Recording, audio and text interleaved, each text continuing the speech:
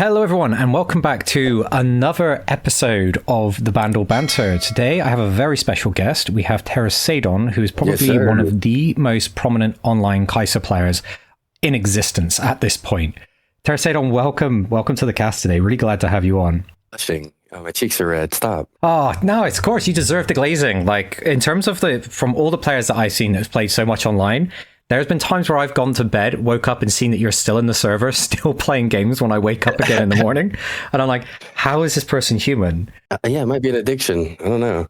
I mean, yeah, bit of a hyper-focus, one could say. But in terms of like in the game itself, like you are incredibly consistent on Kai'Sa. Frequently on the online tournaments, you are hitting X1 or making top 4. You've played all of the top meta decks, and ultimately we've settled on Kai'Sa, which is going to be the topic of today's video. We're going to be going through a deep dive into the deck, and I'll get Tara to share all of their secrets, well, as many as they're willing to give before Houston. And we'll also be taking a look at tips on how to beat the Kai'Sa matchup, as if you're playing against it, kind of things that you can do that won't make it feel like quite the brick wall that people are used to running into. Yeah, Tara, really excited to get into this with you. How are you finding the meta overall right now? You're definitely settled in on Kai'Sa, but how are you finding it in general? Oh, buckle up, boys. This is going to be a long ride. Well, Kai'Sa, I mean, there's no hiding it. She's definitely one of the best, if not the best. I think that there are definitely champions that I enjoyed playing. Like you said, I've kind of ran all of them into the tournaments now, and there was a long stretch where I was just trying to see if it was anything but Kai'Sa, and as today shows, it's Kai'Sa. It's so consistent in like any matchup that even your quote-unquote worst matchups are like so winnable, and sometimes blowouts in your direction. And I don't think any deck really has that in their bad matchups. Yeah, 100%. It's almost like Kai'Sa will almost always do what it's supposed to do because of the sheer value of card draw and the fact that you are not spending power to play cards that are above curve effectively into everybody else's lineup, which means that you're always going to get to execute your strategy. And I think you're right. It is just like the most consistent deck currently in Riftbound, and probably will still be very highly played in set 2 as well. Like something crazy would have to happen for people to not want to still play Kai'Sa. We're already seeing stuff that kind of makes Kai'Sa sound crazier. Have you seen the Bilgewater Poro? Yes, Bilgewater Poro release. I mean, new preview card. It's a blue 2-energy Poro that when it conquers, you get a gold. And gold you can basically sacrifice in order to pay a power cost. So it's like a one-use seal, which is absolutely cracked, if you want my honest opinion. Yeah, it's pretty ridiculous, and a lot of people were kind of hoping that in future sets we maybe see less Kai'Sa support and more support for other people, so she just is a little bit less dominant. But I'm already thinking of ways how I can play free falling stars on turns 3 and 4, so I don't think she's going anywhere until she's out of rotation, sadly. Absolutely. And in that vein, sort of getting ahead for Houston, we've actually got your deck list here on screen that we're going to be going through. We are also putting this out in podcast format, so you can catch this on Spotify. So if you are listening at home and can't see the screen, don't worry, we will be reading out the cards as we go through. But I'm really grateful you decided to share this list because I asked Gelwins and Presto to come onto the show to actually talk about their decks, and they said absolutely not revealing anything before Houston. And I was like, that's fair. You've got like the best Yasuo player and the best Ahri player, and they're trying to hide their source right now. And I think Kai'Sa is probably the most relevant one to discuss. So we have your deck layout here, obviously playing Kai'Sa, Daughter of the Void, reaction, add 1 power. You can only use that to spend it on spells, so you just don't pay power costs. Yeah, I'll just do a quick scroll through the deck, but let's start with the battlefields. You've gone for the Arena's Greatest, Candlelit Sanctum, and Reaver's Row. Tell me a bit about what these battlefields contribute to the Kai'Sa strategy, and are you locked in on them, or would you consider swapping any of these before Houston? So on the battlefields, there's 2 mindsets when piloting this list, and it's your versus Kai'Sa and not versus Kai'Sa. So it's pretty simple.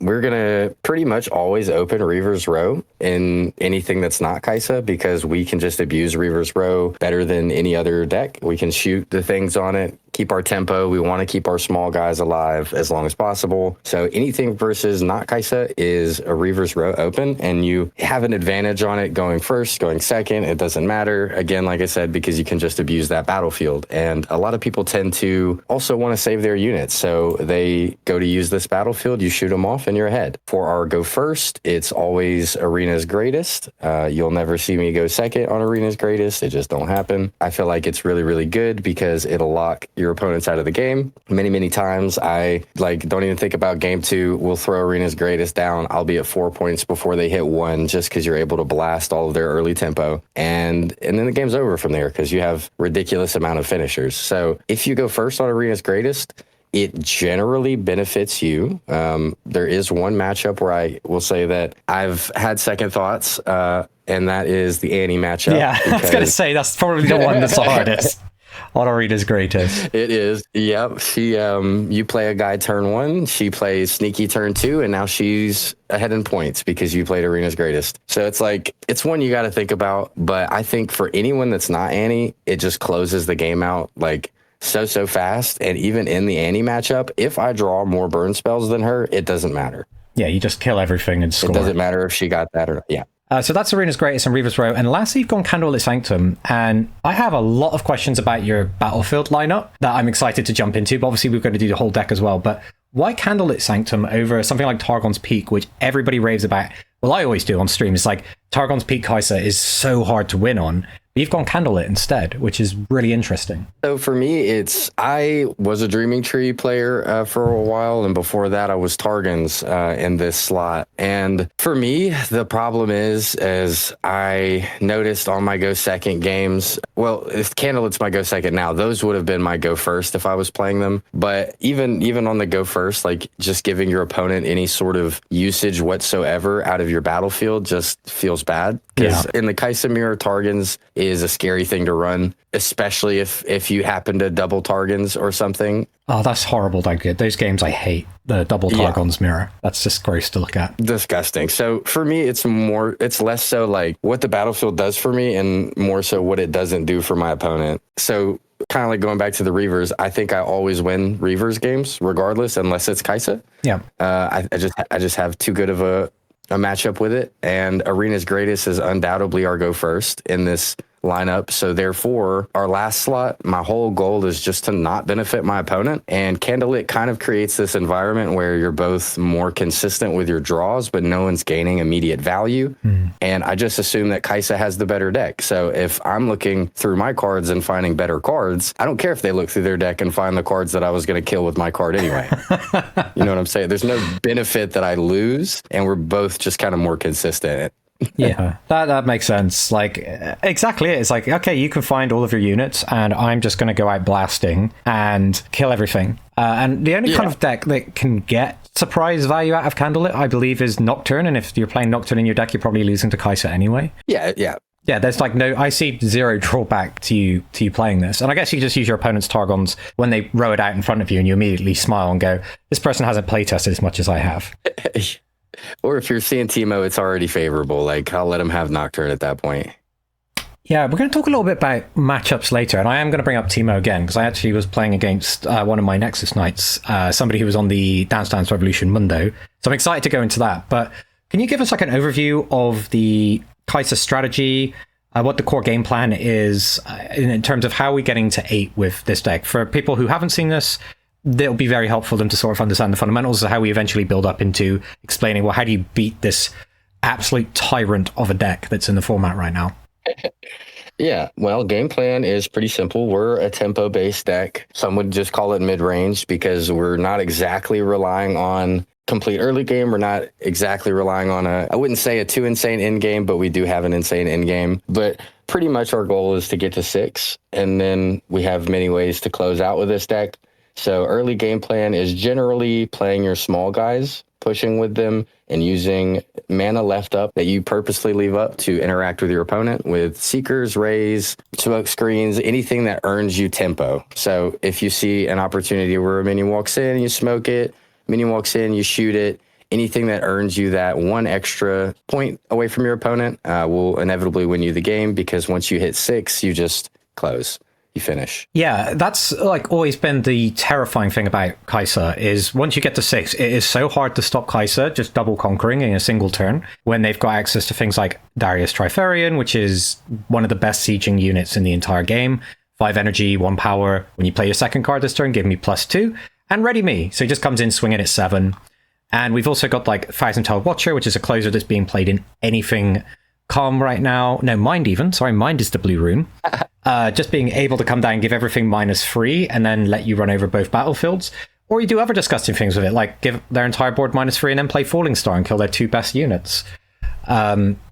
It's quite insane. And what I really like about this is like you've got that very clear plan. It's like I just want to get myself a points lead by at least 1 point. And then it's a case of my next plan is how do I get to 6 without running completely out of cards? And then 6 onwards is build an army and close. Is that probably a good summary of the Kai'Sa plan? That's perfect. That's exactly how every game goes. Yeah, and I've seen you play a lot of games. And what's interesting, actually looking through your list, you're only playing the one Kai'Sa Survivor, the Accelerate When I Conquer Draw one. And this card has fluctuated massively across every Kai'Sa list. Some people play 3, some people play 2, and you've settled on 1, which I think is where China started to end up towards the end of the regional season and the big championship that just happened. Like, what's the reason behind that one Kai'Sa? So really the idea behind single Kai'Sa, back when players were testing, there was less retreat and more Kai'Sa, and also more use of Reckoner's Arena.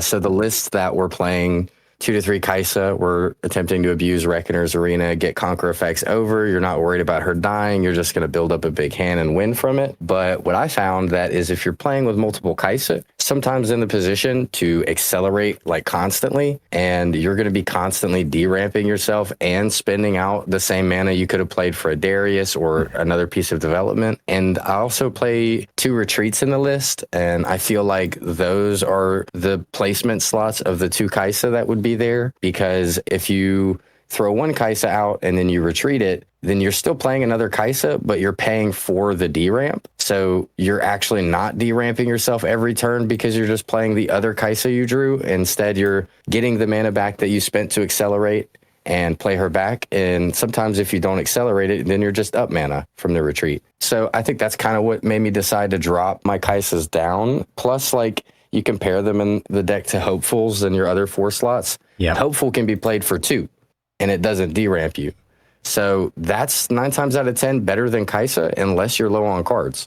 Yeah. And yeah, I think that I would rather have a Hopeful come into my hand and be able to play 2 minions for 4 than spend 5 to deramp myself again and just have a big hand that I can't play because I'm spending 5 runes every turn on her. Yeah, that makes total sense. And the advantage you get with Kai'Sa that you want to press, I guess, is the fact that you don't pay power cost on spells. So you're actually supposed to be getting ahead on runes and winning the rune race because they have to actually spend power to keep up with the fact that you're playing spells that are above curve. And if you are burning power at the same rate that they are, you're not actually playing to the deck's strengths, right? Right. I also think Noxus Hopeful is at one of the most ridiculous minions in set 1. And the Kai'Sa deck, I think, is so strong because it's just 4 might for 2. That also has synergy with Darius Trifarian. So you have like cheap cards to play that ready him and then he swings in. Absolutely insane. I love Noxus. Noxus is one of the MVPs because if you go second and miss your 2-drop, you can still play him with like a Stupefy or a Cleave on your enemy unit. Yeah, and it's just, it gives you such control over the battlefields as most removal. You end up spending more on the removal to kill a Noxus Hopeful than your opponent spent playing it. So you end up winning the energy race as well in terms of card efficiency.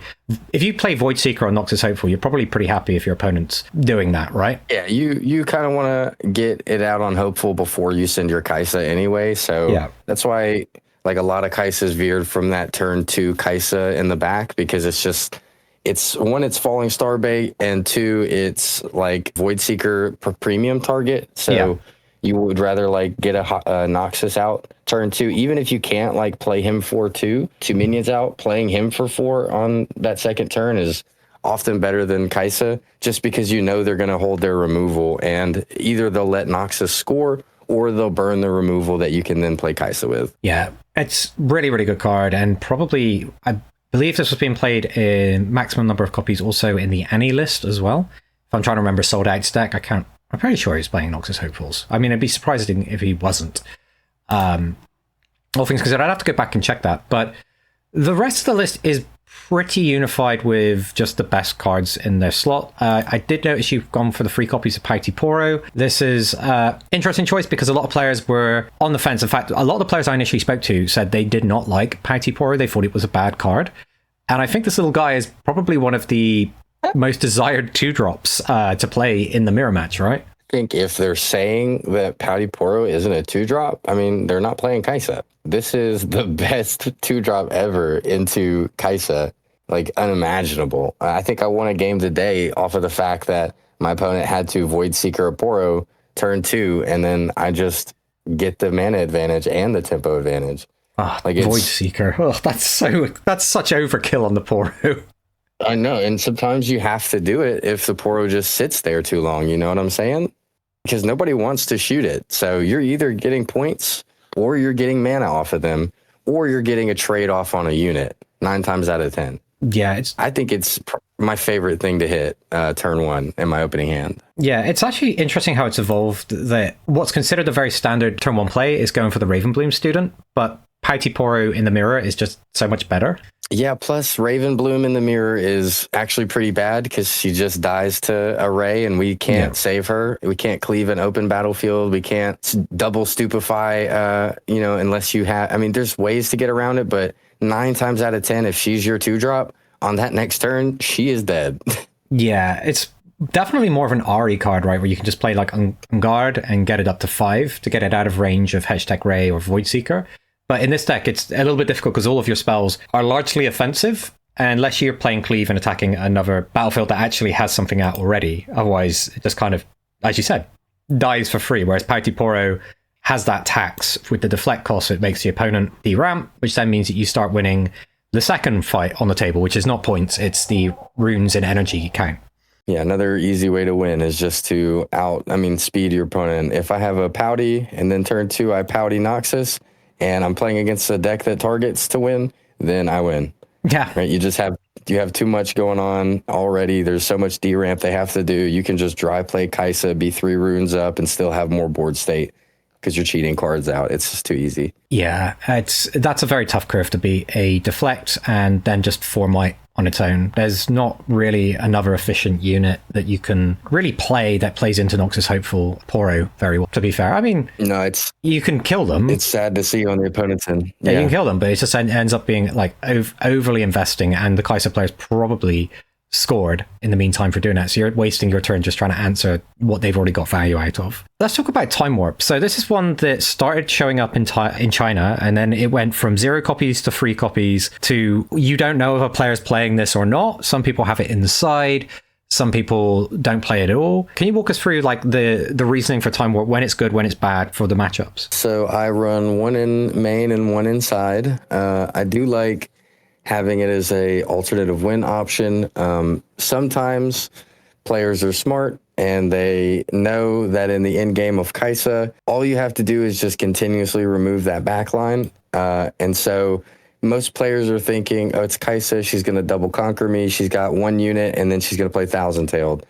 Well, how it goes is if you just have 1 unit, you don't need the Thousand Tailed. You just walk in and warp for, the victory. And just having that alternative win option, even if it doesn't come into play that game, it creates 2 like diverse scenarios for your opponent. They either have to stack the battlefield and make you burn mana over so you don't walk in and just warp, or they have to not stack the battlefield because you could just watcher them and take all their tempo away. Yeah, that's something I've noticed is really hard, is you can play around either the Watcher or either Time Warp, but there's very rarely a play that you can play into both of these options. Right. And also, if they don't see it in that game 1, they'll assume that maybe this isn't a Time Warp Kai'Sa, and they'll play for Watcher the whole next game, and then you just win for Time Warp. But the biggest reason that I run it is it's one of the cards that supplements our bad matchups, like Aurora, and decks that make it really hard for us to get that double conquer. Like, say, in an Aurora matchup, you can very easily get to that 6-point range, and then normally around when you're 4 to 6, they'll play their Aurora, so they'll have time to stack maybe 1 battlefield up, and that 1 battlefield does not matter to us. And we can do interesting things like 10 mana, walk a minion in, warp, hold, we conquered a point, we hold a point, pass the turn to our second one, and then we play our Watcher because we still have enough mana to do that after a time warp. So you can actually play both and then just get 3 or 4 points in one go around. So they work well together. Yeah, it's absolutely disgusting when you see the early time warp followed by the closing Thousand-Tailed Watcher. Like, there's normally a lot of people will just hold the time warp until they can score from 7 to 8. But the other way is just going, okay, cool, I can go to 7 and then I can play Watcher and conquer for 8. Like, you can get it the other way as well, which just makes it... Sometimes, I'll do it early. If I got some early retreats and I'm at 3 points and my opponents just went up to 5 points, then they're not expecting me to time warp so early. So the game plan here is now re-earn my tempo with it. So I walk in for 4, warp, go to 5, and then rush something for 6. Now I'm at 6 and my opponent's at 5, and they were not expecting me to pass them on tempo in one turn, and that lets you close out the next turn on the game. Yeah, and they also can't win the game from 5. It's very hard to with the current card pool. You'd need to get a hold with Green Ari. It's the only way that you'd be able to go from 5 to 8, but you can't conquer to 8 in that situation. So it then puts you in a position where you can win, and they kind of can't win that turn, which is quite the power flip. Which is why I tend to bring in my second warp and my go second games, because in your go first game, you're more likely to win off of your tempo lead already. And in your go second game, if they're a faster deck like Annie or even Set, there's some decks that just will keep up with you on tempo if you go second, and warp is how you defeat that. You let them like tie you for tempo all game, and then you warp to get over them in the last like turn or two. Even if it's not the victory point, just being able to hit 6 before your opponent is oftentimes the victory. Yeah.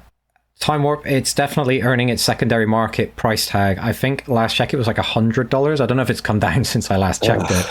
But yeah, it's pretty much every card game ever. Take an extra turn cards have generally ended up being problematic, or they've ended up being very powerful in every sense.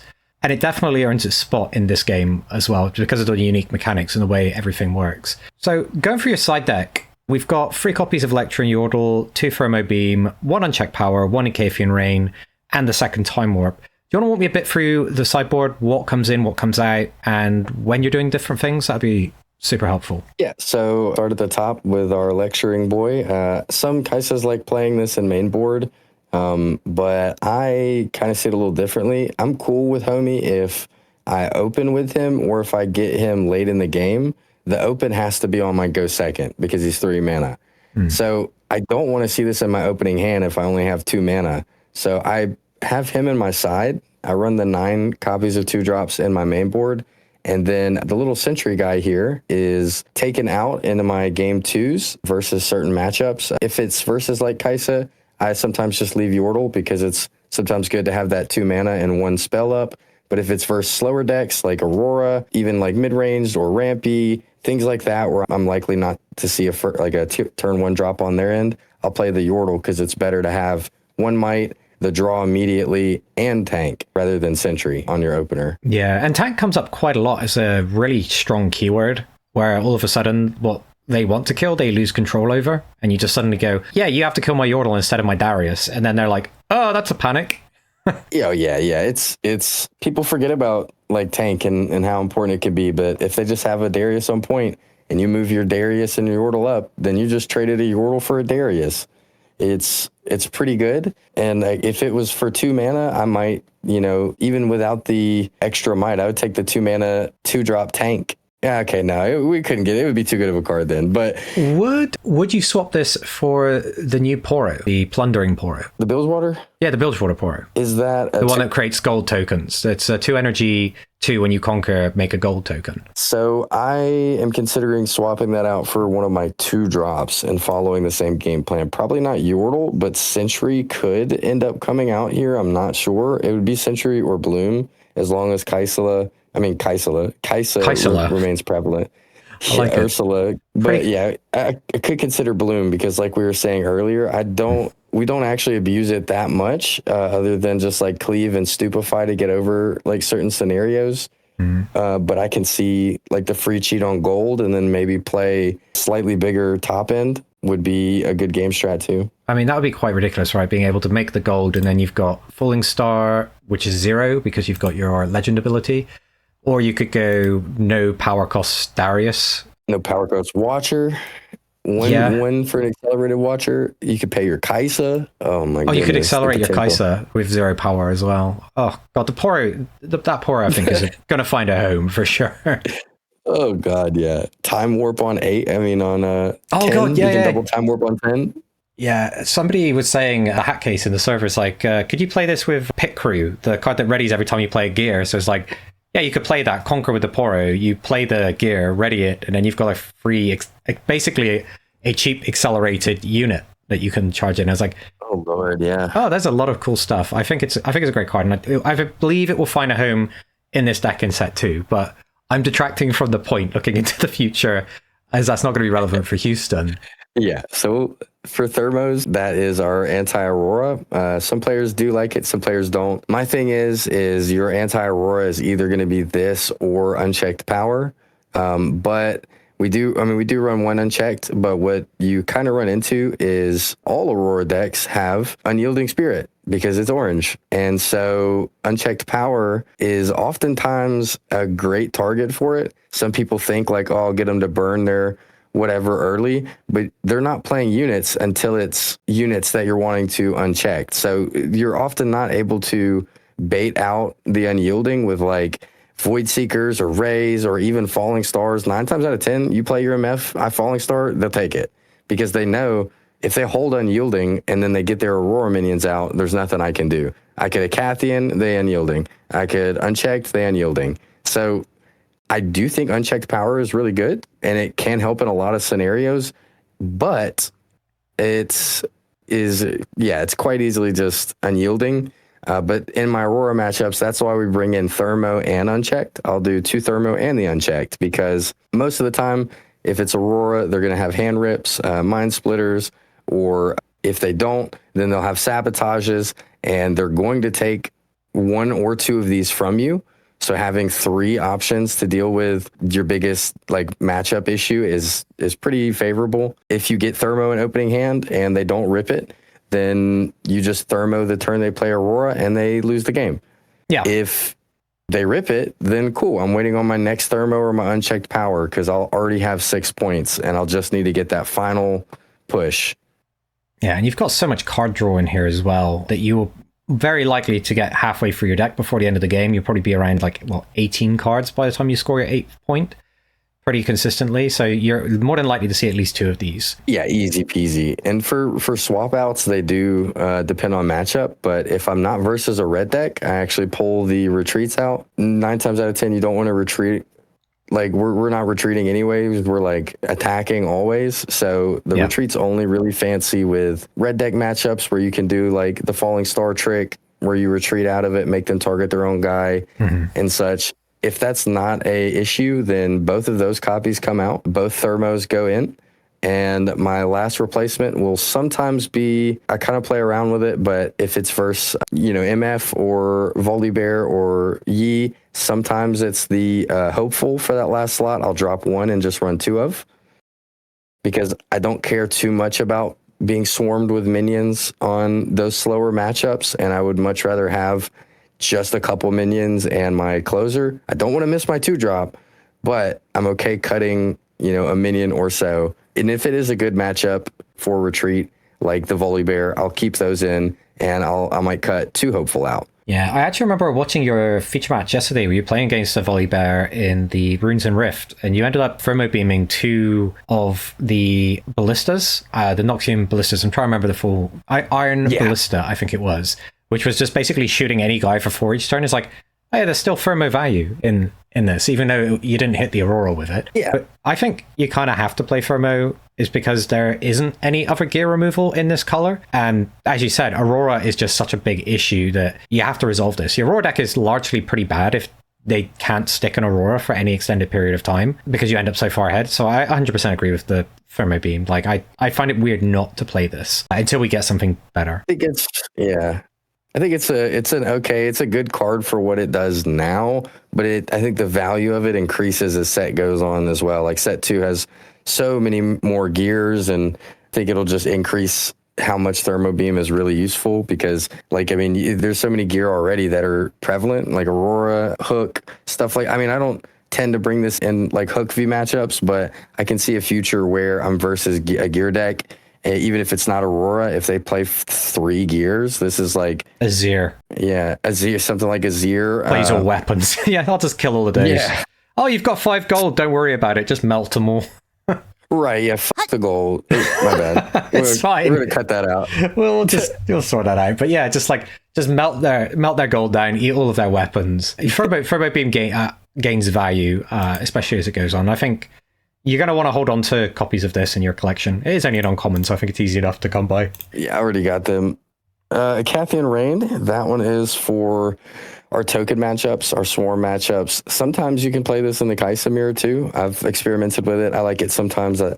If it's kind of a mind game, it's if you play game 1 and your opponent swarmed all game and you just noticed they didn't care, they never played around a Cathian, then you bring a Cathian out and you punish them for swarming. But in the Kai'Sa mirror, if you notice game 1 they were playing around a Cathian mentally already, as most good players do, you are not going to get much value out of it in your game 2 or 3 either, so it can sit in the sideboard. But for your Hook, for your Darius, for your Victor, for your Lux, anybody that's playing a Swarm-esque deck, even this could be good into some of the medium-sized decks like Ari as well, because she'll play a bunch of minions out early, and I just think it's a really good card in your off matchups.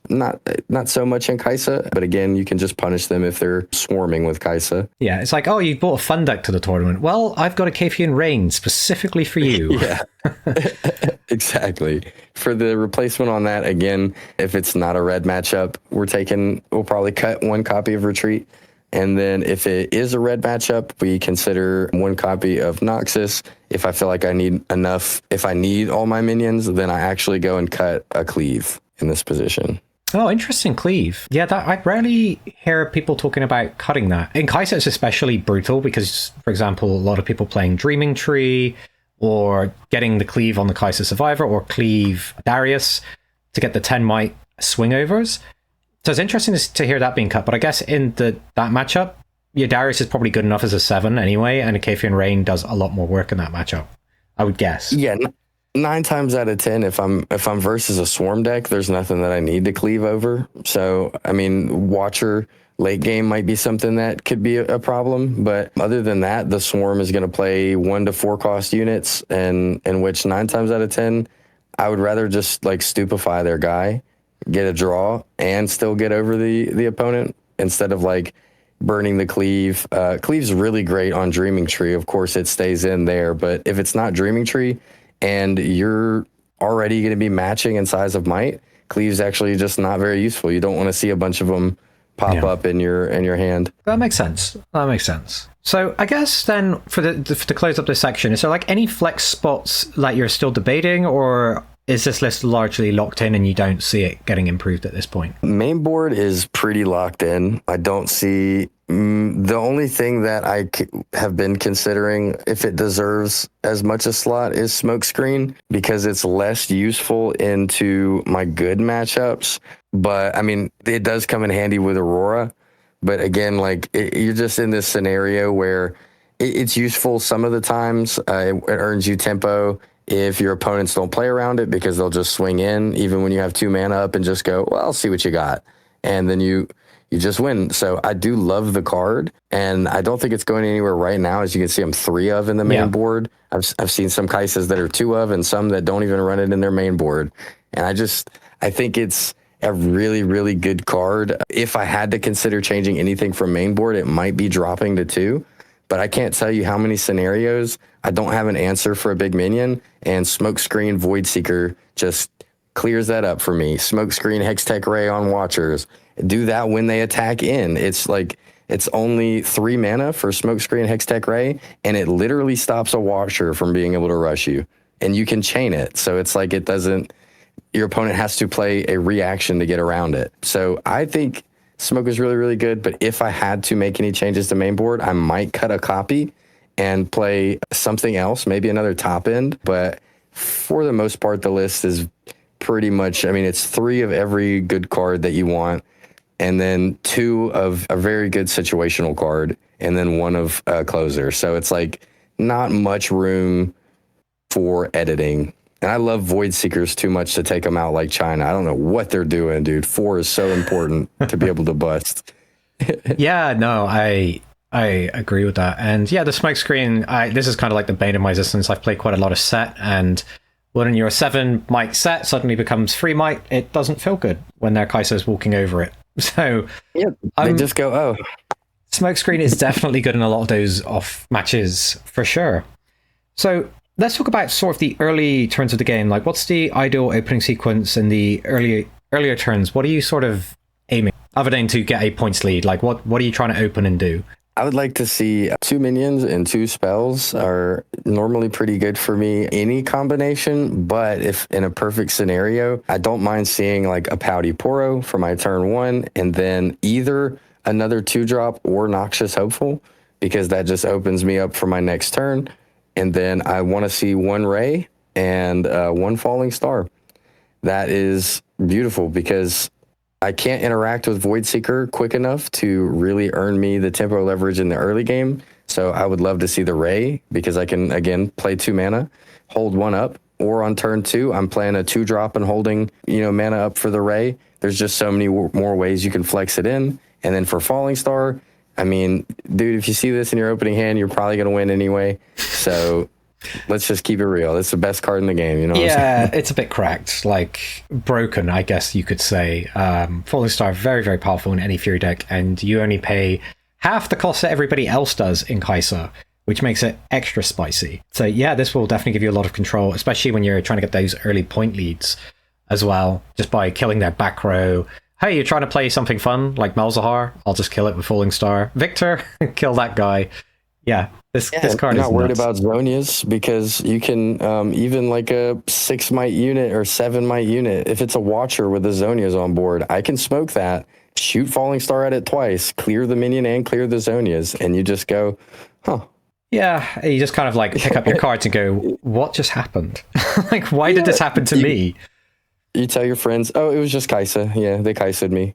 You're playing a 7-5 split on your runes, 7 Fury, 5 Mind, instead of a 6-6, because it's interesting that you've got the Time Warp and the Thousand-Tailed Watcher on your top end and smoke screens, but you still went with a heavier Fury setup when you've got the Daughter of the Void's ability to pay all of the spell costs in Fury, which is, aside from Darius, all of your red costs and spells are Fury. So why did you go for this split? Because it seems to me it would make sense to do it the other way, since you've got very, very big unit power cost in Thousand-Tailed Watcher. Here's the interesting thing on how the math lines up. You can also, we'll just say you can also pay blue cost with Kaisa. So all of your early blue cost spells, if you just happen to not hit any blues, like a Smokescreen, you can always pay that blue with Kaisa, so you're not too worried about missing it. Whereas you do sometimes worry about not having reds in your hand, because you have things like Falling Star, or even if you pay it with Kaisa, you're going to have to deramp 1. Yep. And for me, if you look at the math on our top end, the only thing that we're really needing blue for is Warp, because at Watcher, that costs 7 mana. And if I'm going to, there's very little scenarios where I'm at 7 red and no blues, because again, if you look through, Smokescreen, Watcher, and Warp are my only blues. So I'm very, very rarely burning any blue runes ever that I'm not playing with Kaisa. So by the time that we hit 7, I will almost guarantee you that we always have the blue rune if we want to play him dry. And if we ever want to accelerate him, it's impossible for us not to have the blue rune at 8. Yeah. So we never worry about it with Watcher. And let's say for Time Warp, if I have 10 mana exactly, and I only have, let's say I got all 7 of my red mana, so I only have 3 blue, I pay the 4th blue with Kaisa. So I never miss Time Warp. And then you can always cast it. Yeah. Yeah, you're just like, oh, that makes a lot of sense, actually. So yeah, mathematically, at every point for every card you'd want to play, you would have the correct runes with this layout.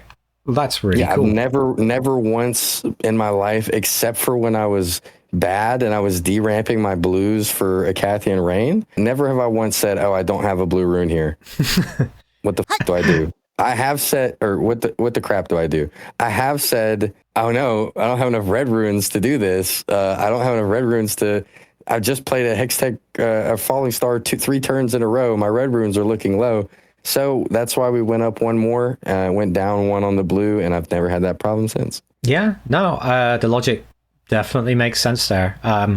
There's nothing more dirty when you're playing against Kai'Sa, when Kai'Sa smoke screens you with 0 blue. And you're like, that is not fair. How does she keep getting away with these things? So let's talk a little bit. Is good. Let's talk a little bit about mulligans in matchup approach.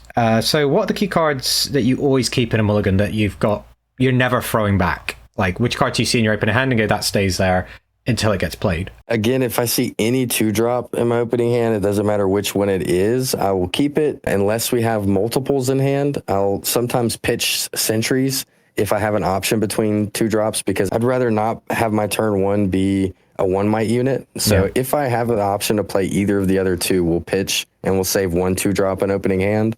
And we always keep Hextech Ray unless it's versus Aurora, because then we'll never use it, and then we'll pitch them back. So any matchup not Aurora, we'll keep Hextech Ray, we'll keep Falling Star. Any 2-drop we see, Stupefies are good to see early. All these are keepable things. If I don't have a 2-drop in hand, I will always mulligan 2 things. It does not matter if your hand is gas and you have 2 Falling Stars, a Ray, and a Void Seeker, a Stupefy, whatever. You're pitching 2 of them, because having that 2-drop is so important that it outvalues any other selection that you have.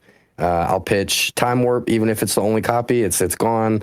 We're not playing Time Warp this game, and so on and so forth. I will sometimes keep top end pieces if my hand is gas. So like if I see a 2-drop, a Falling Star, and a Hextech Ray, and my last card is like a Watcher or a Time Warp, I might consider keeping it. Time Warp because it's a 1-of in the main, and then Watcher because eventually if you get to the point where you're cycling 2 Watchers in and out, you're in a great spot. Yeah. Or Darius could work for that. But Darius sometimes gets pitched too if my hand just isn't gas, because it's slow. It deramps you, and there's just so many more ways early game that you can interact if you get any card that's not those bottom 3. Yeah, no, that makes sense. So basically, aggressively search for a 2-drop, and don't be afraid to throw literally anything back in order to find those 2-drops. And then the ideal other 2 cards is a Hextech and a Falling Star. So I guess these 2 would never get mulliganed if you don't have a 2-drop and you've got one of these. These stay and you'll throw out anything else effectively to find Pouty Poro, Ravenbloom Student, or Watchful Sentry. Makes sense. And I'm only okay keeping top end if the other 3 cards in my hand interact with the game early. Because if you're holding 3 top end and you got your 2-drop, but your other cards are Darius, Watcher, and Time Warp, then you may not ever get to the point where you can play those, because your opponent's going to outvalue and outspeed you. So it's like, it's always a give or take. Everyone sees Watcher and they're like, that's my best card, let's keep it now so I don't not see it later. But like you were saying earlier, this deck features so much draw that if you pitch 1 Watcher, you'll still see the other 2. More than likely, if not at least one of them. So in that situation where you open a Pouty Poro, Darius, Thousand Tail Watcher at Time Warp, are you sending back the Darius and the Watcher for removal, and you hold the Time Warp, or does the Time Warp just get kicked out? So with that hand, I'm probably too scared of not having as early a game plan as possible, so we're pitching Watcher and Warp. Yeah, okay. We'll keep Darius there because I can play him earlier, and again, if you develop him dry without rushing him in, you can push in and pull back and kind of use him to tempo you into your Watcher and Warp. But if I keep, Watcher or Warp, and then the next card that I draw off the top of my deck is another top end, like a sideboard piece or another Darius or Watcher or Warp, I'm just looking at cards that I won't play. It's going to be so hard for me to get to the point to play this Watcher, and if I don't have a board developed first, the Watcher's useless because I'm not going to be able to get much out of it. So I'd rather see the Darius there. But again, if I have 2 or more cards that are gas, I value the Watcher or the Warp over Darius because they're just better cards. Yeah, for sure, because they both close. Darius is very strong, but these guys actually end games entirely. Yeah, it's all about just what else you see. If you have an early game plan whatsoever, you can be a little greedy. But I found that the times that I'm greedy when I shouldn't be greedy, I'm almost always punished. That's just the nature of the game. So if you get greedy and you're playing something like Annie, Annie can literally blow you up out of nowhere, and you're like, "Yep, okay, we tried, it didn't work out." So I guess it's kind of a silly question, but I'm going to ask it anyway. Which matchups do you feel confident into, and which ones give you the most trouble? Now, the answer is you probably feel confident into literally everything. But maybe you can elaborate a little bit on the specifics of that. You are right. If my opponent flips anything that's not a Kai'Sa, I'm already kind of feeling good. Kai'Sa is always going to be a big brainer. That if you're a Kai'Sa player or you're looking to play Kai'Sa, you're probably like 80% of your study is going to be in the Kai'Sa mirror, and 20% is going to be in your other matchups. Even though notoriously Aurora decks are kind of built for Kai'Sa in ways to just like not give her room to grow, there's a very simple game plan on how to beat Aurora, and either it happens or it doesn't. You're going to speed them out, you're going to blow them out with your sideboard, or they're just going to get the perfect curve and all the minions and all the hand rips. So you don't have to spend much time thinking or training that matchup as much as you do the Kai'Sa mirror. So yeah, just going back to what I said, if they flip anything that's not Kai'Sa, I'm already feeling like a little happy. And if it's Kai'Sa, I'm immediately going into like what I have to do, what I have to play, when do I hold, when do I push. Just it's so much more. It's brain taxing. But moving on from her, Aurora, again, it's supposed to be our worst matchup, but I do find that sometimes it's easy, sometimes it's not. In this last big tournament that I played in, we went undefeated all the way to the last round where we sat in front of a Volibear, and Volibear is probably, I'm slowly finding our worst Aurora matchup. A lot of people think it's MF, but it's RNG with that one on whether or not they're going to rip your piece or you're going to top deck it. And with Volibear, there's just so many things that the Volibear can do to play the game during their wait for Aurora. Like in this last series, my opponent was dropping Incinerates and Get Excited and their own Falling Stars and a lot of 5 drops that they don't mind pulling off their Aurora to interact with the game early. So I would have to give Volibear the medal for the harder Kai'Sa matchup, just because, like, again, Iron Ballistas, that clears all your 2 drops. They have the red spells to clear your mid-range. And then if we get to late game, they're favored anyway because they run bigger units. Yeah. So you kind of have to play your butt off in the Volibear Aurora matchup. Yeah, if they will get to their late game inevitably because of the legend ability Bringer of the Storm, I think it is, where he just keeps basically giving you a rune every time you play a big guy, and that big guy will hit you, and then you end up in a situation where they start playing Caldragons and drawing a bunch of cards, and then Sky Splittering you for 1 power 0 energy, and you're just like, well, this is kind of miserable. I can't compete with that. So I can definitely see Volibear being very, very tough to play into with this lineup. But the good news is it's not very popular. Yeah, that is the good news. I haven't seen much of them, but the people that I've played into it with have shown me why it's scary. I'm not too sure why it's not as popular yet. But I think it definitely has a bid into the Kai'Sa matchup. And you pretty much beat every mid-range to top-end matchup, and then you just lose to speed rounds like Annie. So, yeah, Volibear's a thing. He's showing up. He has turned up in quite a few of the Chinese regionals, hasn't it? In top 8 positions. There's like just one random Volibear, and you're like, wait, what? It's always a fun one to figured it out. Yeah, it's like, oh yeah, my guys are bigger than your guys, and it gets the job done. And you're like, oh, okay, yeah, that's a pretty strong game plan. Make the runes, make the guys, send in the guys, go home with a trophy. That's the plan, and I like it. Because like the other Aurora decks, the reason, they're still quote unquote favored into Kai'Sa, because any deck that plays top end is just hard for Kai'Sa to get over. But the reason that I say quote unquote is because every other Aurora deck doesn't have as much interaction in the first 3 turns, and that means that I'm playing just to close every game. Like the coin flip matters, of course. If Aurora players are able to go first 2 times in the Kai'Sa matchup, and that's going to be like their aspirants or their sigil, then they kind of have a slightly better chance to hit the Aurora and to kind of stabilize, but Volley's the only one that stops me from getting to 6. The other ones just watch me do it. And I think that that's where the gamble comes in, because you have to then Aurora me at 6, Mind Splitter my Thousand-Tailed Watcher or my Unchecked or whatever my sideboard piece is. Then you need to stack, and then you need to hope I don't have just Darius or another way to get over them. It's a headache. Aurora is pretty bad. I mean, not Aurora, MF is pretty bad because of the hand rips, like inverted. Invert timelines, Mind Splitter, yeah. Sabotage. It's a lot. So I will say, I mean, you can definitely lose the MF Aurora match just because they hand rip you. Yeah. But other than that, no, it's pretty good. If they don't hit Aurora exactly when they need to, or if you just have your sideboard removal and they don't have a way to rip it, then yeah, it's over. What about the Ahri matchup? As we've seen Ahri surging to popularity because of the way that it gets to play a ramp strategy into Time Warp. Do you generally find the Ahri matchup tricky, or is it kind of a bit memey for you since you just play all the removal cards and don't worry about it too much? Like, it's interesting because quite a few people I've seen, like Prismaticism and that, were actually queuing up in the Runes and Rift playing Ahri. So I wondered, is Ahri actually serious, or is it just kind of not a threat to you? So it's a good deck. I like Ahri. I think it's good.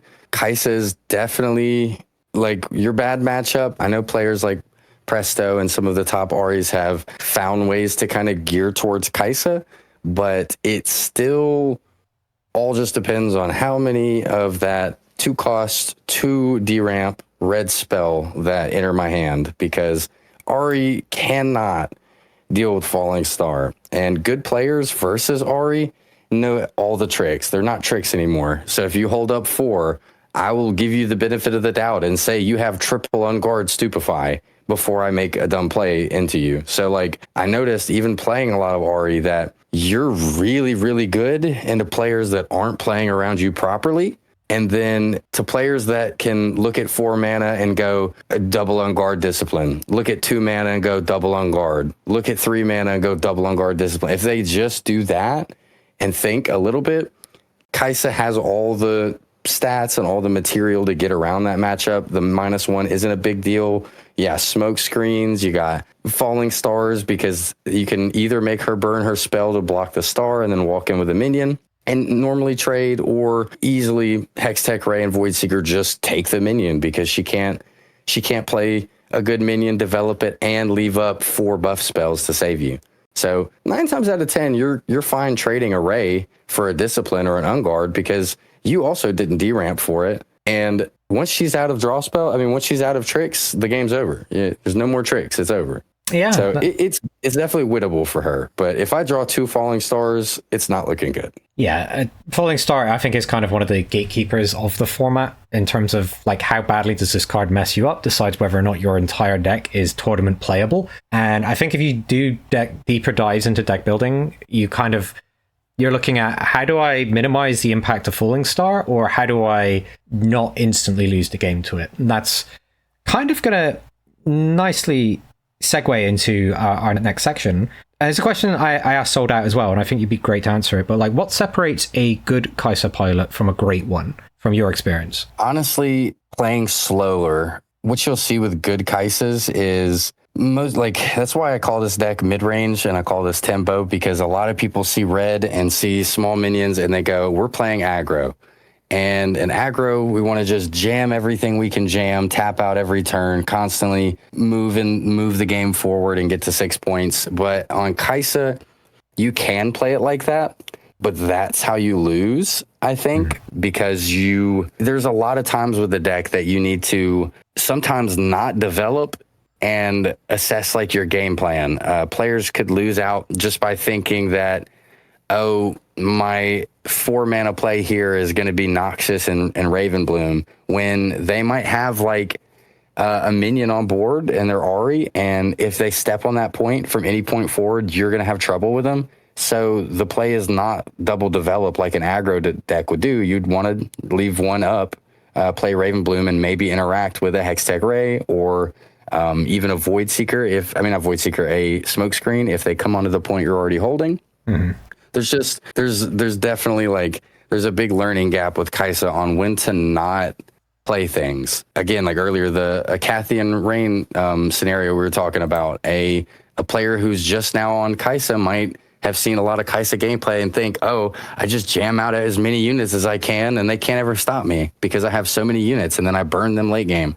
But good players will see that and go, oh, he doesn't care if he has mana and he doesn't have a burn spell for that spot. He's just going to play the minion and he's going to constantly develop. And you'll lose instantly if you do that versus a good player, because they'll rain you and all of your tempo is gone. So sometimes you just got to like not play. I mean, even in the tourney today, there were a couple turns where I had cards in my hand and I passed with 11 mana open. You just don't hear Kai'Sa do that, but it is the right play a good bit of the time, because you have to think like, I need these minions for later. If he removes these minions or has this, I need more stuff in my hand to be able to rebuild my board position for my outs. Like, players don't play for how they lose, they play for how they win. Yeah. And if you're not playing for how could I lose this, then you're just, you're jamming, you're not playing your units properly, you're just putting them on whenever you can and pushing because I need to push. It's viable that sometimes you are on 1 point and you have a minion and you want to push that minion in and get your second point and go to evens, but it might not be the right play.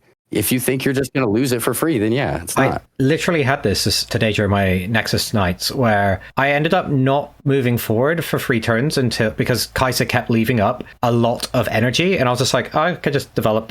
I'm playing set, so Acathian Rain is less of a blowout, especially when you have Unyielding Spirit.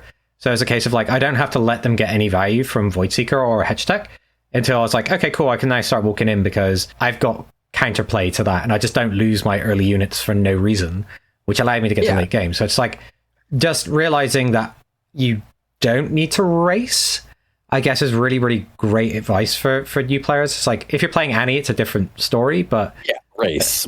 But if you're playing a slow deck, slow down a little bit, because you're still built to be quicker on tempo. And like you said, that's a brilliant point, is like, if you're versus Kai'Sa, 9 times out of 10, how you're going to win that early game is not pushing.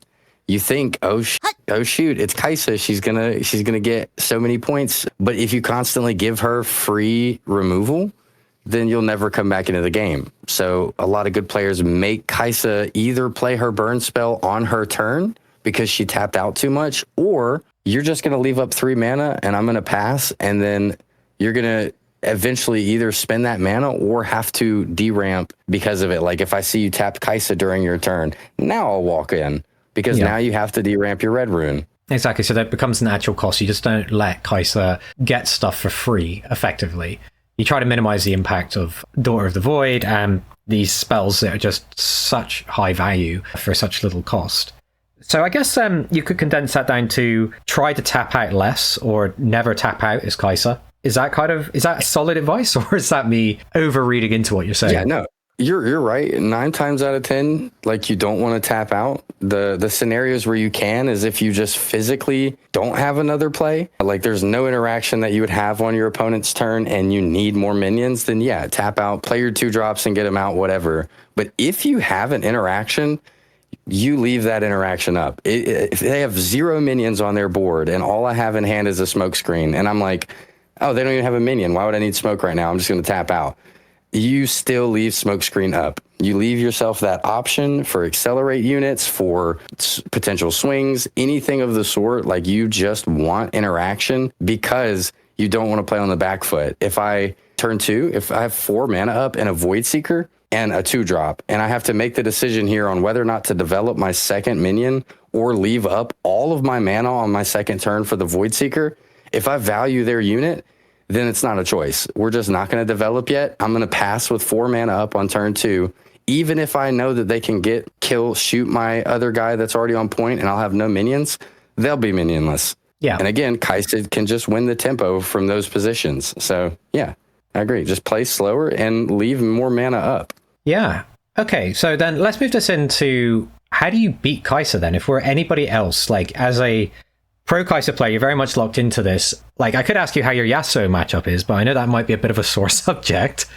But like, how do I beat Kai'Sa if I'm playing anything else, or just general like play styles and lines I should be looking at? I think we covered some of those points, but It'd be really good to hear from when you are sat there what the common misconceptions with Kai'Sa is, and if there are certain points that players can exploit in order to have a bit of a more favored matchup into Kai'Sa. I'll touch up on this reiteration because it's fresh off my brain. But again, just if you're versus Kai'Sa, you got to learn when to slow play it, because if she leaves 4 mana up on her turn 2 and you walk in and let her Void Seeker, then I don't care what deck you are, you're in a bad position. If you just think a little bit more about how Kai'Sa has to manage her resources, it really helps if you play the deck a little bit. But if you just think about how she has to manage her resources and what her options are, you can 9 times out of 10 either make players play like more D-rampy than they want. Like if you can get the Kai'Sa to have to play 2 Void Seekers in the same turn, or play 2 Rays in the same turn, or tap out on her turn just to play Void on your turn. Any interaction where you can say, if I do this, she will have to D-ramp, you're immediately in a better position. Because Kai'Sa kind of needs to have 8 to 10 mana to close her games out like in a good way. So if you constantly keep her in that 4 to 7 range, you're like in a goated position. And if it's, Kai'Sa wants to be shooting, people are aggressive with this deck. So if you say have 3 or 4 3 minions in your opening hand and you're set, there's a world where you just make me deramp so much that I have no material to push out at the same speed as you from saving your units, and you can win that matchup. Yeah, so it's a case of just not letting Kai'Sa get stuff for free, knowing how she's playing her resources. So deflect units obviously have really high value, so things like Kiana's can be a bit of a nightmare. But I guess you get that window every time Kai'Sa leaves resources open, where you can develop. So you spent the energy that Kai'Sa didn't get to spend because they were holding up a Void Seeker to effectively buy you not scoring a point, I guess is kind of the weird way of saying it. It's like they've taken the opportunity cost of preventing you from scoring. But you then start to get further ahead on board to allow you to then force them to use this at a less opportune time, or you have units that this is just not very good into. And those are kind of the points you're looking to exploit in Kai'Sa. If you let Kai'Sa develop and score and kill all your units, the matchup feels unwinnable. Like from the other side of the table, you're just like, this deck does everything, but it seems like there's an actual pattern to it that you can at the very least put yourself in a better position to win, from what you're saying. Yeah, absolutely. And then Aurora players can also take some big tips on knowing what your targets are for hand rip. I think like one way Kai'Sa loses really easily is to hand rip. So all purple decks have a really, really good chance to just take away your win conditions. Again, like you were saying, the Yasuo tends to be a tough matchup, at least when it's on like versus a good pilot, because they're able to use purple to out-tempo you and score more early, and then late game they can just Foff, Rebuke, Gust, do all these things that just say goodbye to your small guys and win off of that. But for the Aurora decks, I've noticed a lot of people don't know what to take. Like the Mind Splitter comes down or a Sabotage comes out. I've got gas in the hand, and you might see I got 5 mana and you sabotage me, and you see a Time Warp, a Watcher, a Falling Star, and a 2-drop, or not Sabotage, Mind Splitter. You Mind Splitter me and you see that. I've seen players like take the Time Warp when I have 4 or 5 mana. So you got to know like what Kai'Sa can use and win. Taking Time Warp is not a good idea because you're 5 mana off, and she has to have a developed board to play it, and you're looking at all big minions. So Watcher is probably not it either in that scenario, and you might want to take the Falling Star because it'll immediately cause tempo issues in the game, clear your board out, and make it unwinnable for you to get like a foothold back in. So I would say just if you're playing rip cards, don't just go, oh, it's a Time Warp, we rip it. Give me that Acathia, whatever that biggest thing is that looks scary is, give it to me. Like take a little time and think and go, what's her game plan next turn? What can she use out of this hand? What's actually going to interact in the next like couple of turns? And we'll play around Time Warp or Watcher on the next Mind Splitter. Yeah. You know? I mean, in that situation, it's really interesting you say that because Falling Star is one of my go-tos, especially with Sabotage or something like that, because the decks I tend to play, Falling Star just happen to be very good against, which is basically everything that isn't Aurora. But I would In that situation, I'd be thinking of the Thousand Tail Watcher if I'm playing Aurora Misfortune, simply because that has less value there. But in that case, Thousand Tail Watcher can be a massive blowout in that situation. So I guess, it's entirely contextual that you look at the hand and then think, what is Kai'Sa doing next turn? What blows me out? And how does that interact with my long-term game plan? So you've got the two goals there, the immediate future and what you're actually trying to accomplish. Yeah, if I'm a big deck and all I have are Dread Blooms and Volley Bears and whatnot, I don't care about the stars much, and I care more about how they're going to clear that board up. But if I'm versus an aggro deck or even a fast tempo deck like Kai'Sa, and I rip their hand and I see some crazy late game card, that card, or screw that card, forget that card. I'm bad at this. April's gonna kill me. She's gonna have to. We're edit gonna get our this channel very flag. hard. It's fine. It's fine. But okay. that's something I do want to give you a lot of credit for is your mental game, as you are one of the few players that I've seen that plays without ego. And in a way of saying that, it's like you are quite comfortable playing 100 games, losing all 100 of them if you win game 101, and you make improvements. Like, you don't tilt, is what I have found from all of your playtesting. And you will keep scrimming until you have it down, which is why I'm convinced you're going to hit the top cut in Houston. And you are probably the best Kai'Sa player I see online consistently running this deck out. I think at your Nexus nights, you are 3-0 on every Nexus night you've played, which is multiple times per week.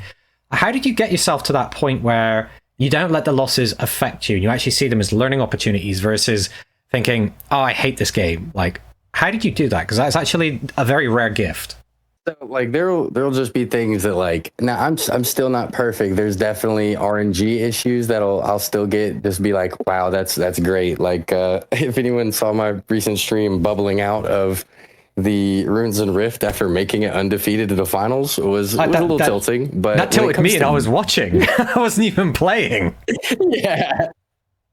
Yeah, so I mean, tilt is unavoidable. There'll just be things that you look at and you go, well, that really sucks. I think two of my opponents today in the Bandle Blitz that I won missed their 2-drop on turn 3. That's nothing that you did as a player. I mean, unless it came in your deck building phase where you just don't run enough. But there's just things that are going to happen. It's a card game that you have no control over.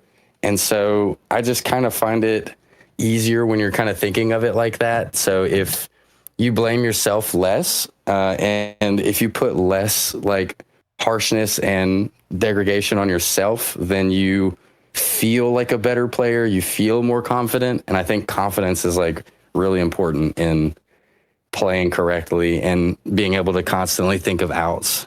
So, I mean, I do, obviously I still have days where I go to my place test group and I play 100 games and I lose 100 of them. But 9 times out of 10, I bet you that the next time I play that matchup or fight that champion in tournament, I now know everything that I can lose to. I think Jibs and I worked with Gale and Jibs and Dr. Rick, and I played Prismat a bunch. And all of these players, these really, really good players that have taken games and sets off of me, if you just see how they did it, not only do you learn the win cons of your opponents and how they can trick you and play into better wins, but you learn how to lose less, if that makes sense. Like, I would lose. I was at a point with Kai'Sa a couple months ago where I would just win every game that's not versus Kai'Sa, and then I would lose my Kai'Sa mirrors like it was free candy. Like if another Kai'Sa played into me, it doesn't matter if I went first or second, she just outplayed me. And again, I locked in. I think I did a session with Jibs one day where we played like 6 hours, and I let him whoop me for like 6 hours. And then after that, I lost a considerable amount of less like mirrors, and I just learned how to play slower and play in the mirror. So I don't be scared to like just go play better players and lose to them. Even if this is your second week playing the game, I would say go jump in a tournament. Do the Bandle Blitz. Do a casual tournament. Don't just go in expecting, I'm so good, I'm just going to win everything, and then you get upset when things don't go your way. If you go into it and you get 2-0'd by a really good player, you learn from it. You figure it out. It took me two 2-0s, getting 2-0'd by Prismat twice before I was able to like 2 him back. So it's a learning curve, but you'll definitely get there. All you can do is just keep playing and work on consistency. Yeah. Well, thank you so much, Terasadon, for coming on. Do you have any shout outs you want to give to friends, testers, teammates, or the community in general? Well, the Bandle boys, always got to get that shout out. Best test group, like NA ever. You know what I'm saying? Maybe not North America. I think half of us are European. Other regions, but yeah.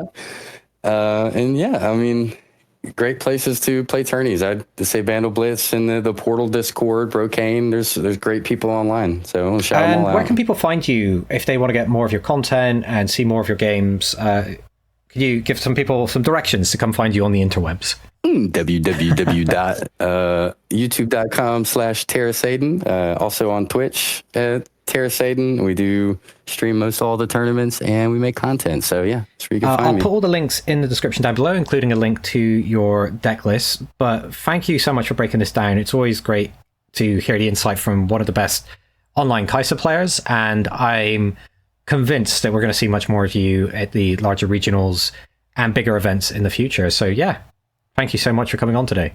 No problem. Here's to 10-0 in Houston. Here's to 10-0 in Houston. I will ship you a bottle of Prosecco if you actually win.